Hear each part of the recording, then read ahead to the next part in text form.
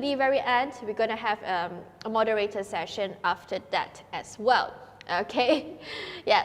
So moving on, we're going to have Keon, which is COO and co-founder of Walplus, wall decoration specialist, who provides you a new idea to decorate your home with a wide range of innovative stickers from children to adult room, and a variety of decoration accessories to share with us on how to survive in competitive e-commerce marketplace.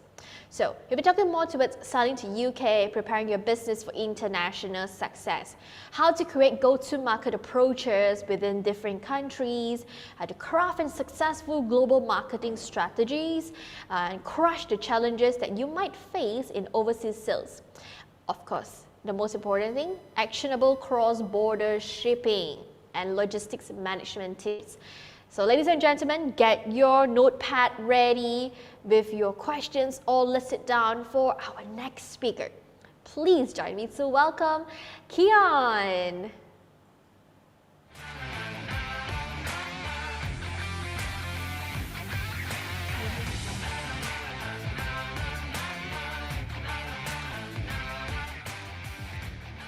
Hi, good morning, everyone. Can you hear me? Hi. Yes, loud and clear. Is that clear? Yes, loud and clear. Oh, okay. All right. Hi, my name is Keon Yong. I'm from a company called Walplus from UK. And today I would like to talk about a topic of how did I survive in competitive overseas e-commerce marketplaces. Right, before I start, I would like to take this opportunity to thank the MC, Recon, and everyone who are attending, especially at these hours in Malaysia time, 9 o'clock. And also, let me start from introduce my company first. My company is Walplus, established about 11 years ago back in London. We have a forming capital of £450 or about 2,500 ringgit Malaysians. And how did I survive and even grow the company to a multi-million company today? We are a creator of different series of wall decorations, wall stickers, wallpaper, wall murals, clocks, mirrors, even the bathroom towel in stickers way. Right. I'll summarize the 4 top challenges in the e-commerce market that I face in my 11 years. They are price war, manufacturers sell directly nowadays, and transparencies and copying, border and boundaries.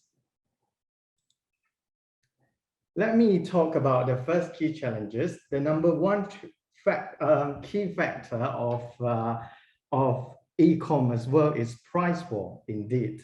As everyone else here, I believe you also face the same problem. In Amazon alone, we have 9.5 million sellers, and 60% of them are dominated by Chinese sellers. When we heard of Chinese sellers, we actually fear about it and thinking, oh, how am I going to survive? It's going to be very hard. I know that, because sometimes even they can even lower than our cost. How are they going to do that? But you know, throughout the inflation era and revolutions, I think Chinese actually, they have higher and higher labor cost. Next, they're also having higher inflation too. Their land are most expensive. So I believe the factory in the next 10, 20 years are slowly going to coming into Southeast Asia. So it is our time to fight back.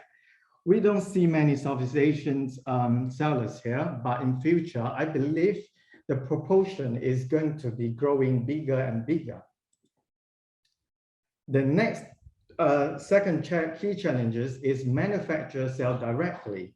Nowadays, the factory also very smart, evolutions to get in touch to the final customer directly. They collab with influencers or sellers and slowly and get into the market. So it is one of the challenge for us, because we as a sellers, if we don't create things, we're going to lose them in terms of price, because they have the final end of the pricing. The third key challenge is transparency and copying. We know that in the internet era, transparency make our trends, also selling volume, very transparent. It is benefits for starter, but also it is very challenging. When you have something actually selling, it's going to be affect your overall hard work that you pay off. So it's actually lowered down entry level, and people start coming in and copying. The fourth key challenge is actually border and boundaries. I know in e-commerce, we don't have actually boundaries, but we do have a border, because goods need to transfer to the border. Different country has got different rules. So before you step in, you need to understand the local law and regulations, custom duty, VAT, GST, and etc. Custom clearance documentations, and as well, is something that will be added into your cost. Hence why you need to understand them pretty in advanced stage before you go into a country or in a region, for example. So I'm going to share how did I survive from those challenges above in the past 11 years. First of all, I try to avoid price war. How did I avoid price war? I mean, it is quite hard, right? Yeah. About 10 years ago, I faced the same issue and same problem with everyone. The margin getting down and down day by day and month by month by competing in the same products that I bought from China, exactly from China, and Chinese sellers do the same. So how am I going to survive? So I invested all my capital into research and development, my own designs, my own product in wall stickers. Yes, all my capital at that time is not that huge, but yeah, I'm brave enough to putting all and slowly growing and growing. Hence why I can maintain the margin that I want. Is not very high, but compared to the same products, we're going to kill ourselves. So yeah, I would say reinvest in your unique design is quite a key point. Second, I then build a brand called Walplus. We sell high quality wall stickers, offering a better services than our competitor. For example, we're actually giving 2 years warranty for all our clocks. As soon as your clock is broken within 2 years, we repair it and we warranty it and we deliver it back to you. This is something that Chinese seller can't do. And we can, because we let the customer feel that we're actually next to them, not someone that actually selling from China and don't care about the customer at all. So this is something unique that we can actually provide to set us aside from competitor. Then the third is I then also diversify into a variety of products. I collab with factory as well, not sitting there just buy from factory, because I know that one day if I'm not doing this, they're going to get in touch with the customer and we're going to squeeze. So we're diverting into different variety of products, from tile stickers to wall stickers to floor mat to clocks, different variety of clocks, mirrors, and also wall panels as well. We actually collab with Germany company, for example, that they do print wallpaper and wall mural. We collab with a Netherlands company who do the wall panels and actually give us authority to sell in the UK. Come to the fourth point. in order to survive in local, we need to be localized. How to be localized is, first, we need to understand their local culture, their taste, study, analysis well before we enter to the market, what kind of product they like. Maybe not product, but taste is something like what kind of color do they like.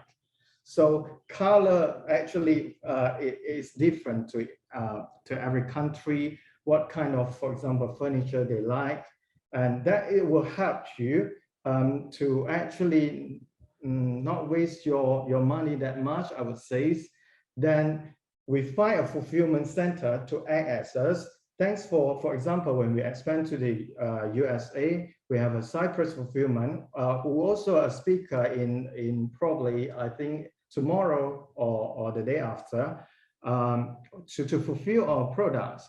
They actually act as us, receive our returns, and also serve our customer well when we need to repair clothes and give it back to the customer. So this is very critical for us to act as local. Hence why we can expand that quickly in that region. I tell you a wrong story here. I've also had a bad experience of fulfillment. So choose a good locations, a good fulfillment center is very critical. If not, then you'll be waste a lot of your time when by then you realize that you had a wrong fulfillment center and you need to move it to another one. It can be very costly too. Right. My final point is I then also register my copyright Walplus in the UK, Europe, and also USA. So register copyright is very important because this is to avoid people copying us and use our brand. Then we'll be wasted the money and also the time that we spend for the country.